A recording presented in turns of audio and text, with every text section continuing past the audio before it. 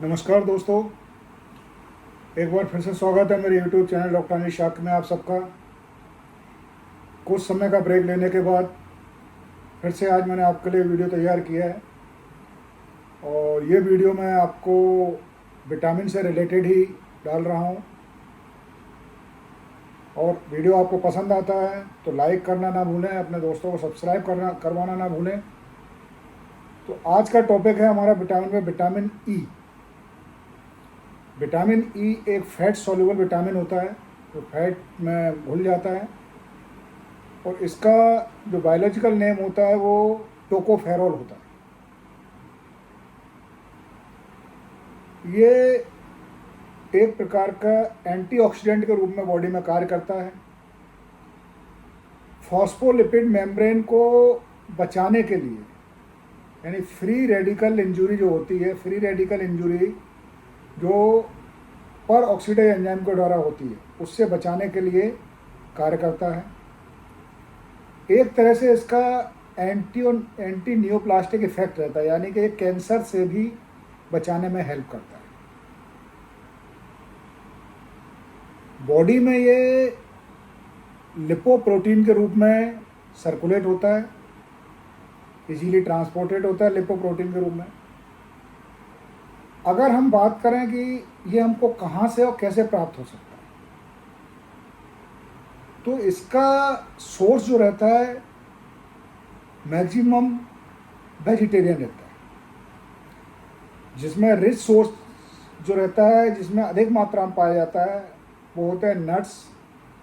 वो नट्स आपके ground nuts हो सकता है, वॉलनट्स हो सकते हैं, यानी कि मूंगफली हैं, अखरोट है, बादाम है, ड्राई फ्रूट्स टाइप के। इनमें सर्वाधिक मात्रा में पाया जाता है। दूसरा, पॉली अनसैचुरेटेड वेजिटेबल ऑयल, इनको भी विटामिन ई से फोर्टिफाइड किया जाता है। तो पॉली अनसैचुरेटेड वेजिटेबल जो ऑयल होते हैं उनमें भी अधिक मात्रा में पाया जाता है। इसके साथ साथ सीड्स जो रहते हैं, बीज रहते हैं, और होल व्हीट ग्रेन, यानी कि आपका पूरा गेहूं का जो दाना रहता है उसमें भी विटामिन ई प्रचुर मात्रा में पाया जाता है। अब बात करते हैं हम कि पर डे इसकी रिक्वायरमेंट कितनी रहती है। तो पर डे जो रिक्वायरमेंट होती है वो जो प्री मैच्योर इन्फेंट्स रहते हैं, यानी कि जो 38 हफ्ते से पहले पैदा होते हैं, या अगर हम सिंपल भाषा में बोले तो 9 महीने के पहले जो बच्चे पैदा होते हैं, उनमें जो रिक्वायरमेंट रहती है वो 15 से 25 इंटरनेशनल यूनिट रहती है। जो जन्म से लेकर के 1 साल तक के बच्चे रहते हैं, यानी इनको हम इन्फेंट्स कहते हैं, उनमें 3 मिलीग्राम, यानी 1 मिलीग्राम के इक्वल टू 1.5 इंटरनेशनल यूनिट होता है। तो 3 मिलीग्राम बोलें तो 4.5 इंटरनेशनल यूनिट। और ऐसे ही एडल्ट में 10 mg, यानी 10 मिलीग्राम पर डे, यानी कि 15 इंटरनेशनल यूनिट। अब बात करते हैं कि अगर इसकी बॉडी में डेफिशिएंसी होती है तो क्या क्या प्रभाव बॉडी में देखने को मिल सकते हैं। अगर लो बर्थ वेट इन्फेंट्स है, यानी कि लो बर्थ वेट बोलें तो 2.5 kg से, यानी 2.5 kg से कम वेट का जो बच्चा होता है उसको हम लो बर्थ वेट इन्फेंट बोलते हैं, जो मैं अपने प्रीवियस वीडियो में आपसे चर्चा कर चुका हूँ। तो इस टाइप के बच्चों में एक तो एनीमिया हमको देखने को मिलता है, एनीमिया खून की कमी को हम बोलते हैं। रेटिकुलोसाइटोसिस देखने को मिलता है, प्लेटलेट की कमी देखने को मिलती है, इसको हम थ्रोम्बोसाइटोपेनिया बोलते हैं। एब नॉर्मल इरिथ्रोसाइट मेटाबॉलिज्म भी देखने को मिलता है, जिससे एरिथ्रोपोइसिस की जो प्रक्रिया होती है वो अफेक्टेड होती है। एरिथ्रोपोइसिस की प्रक्रिया खून बनाने में सहायक होती है, यानी जो रेड ब्लड सेल्स रहती हैं वो कम मात्रा में बनेंगी अगर इसकी डेफिशिएंसी बॉडी में रहती है।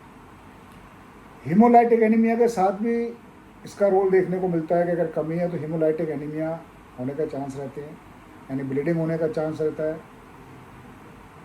नियोनेटल हाइपर बिलिरुबिनीमिया, यानी कि पीलिया जो बच्चों में देखने को आता है, इंट्रावेंट्रिकुलर हेमरेज, ब्रेन के अंदर हेमरेज होने के चांस रहते हैं।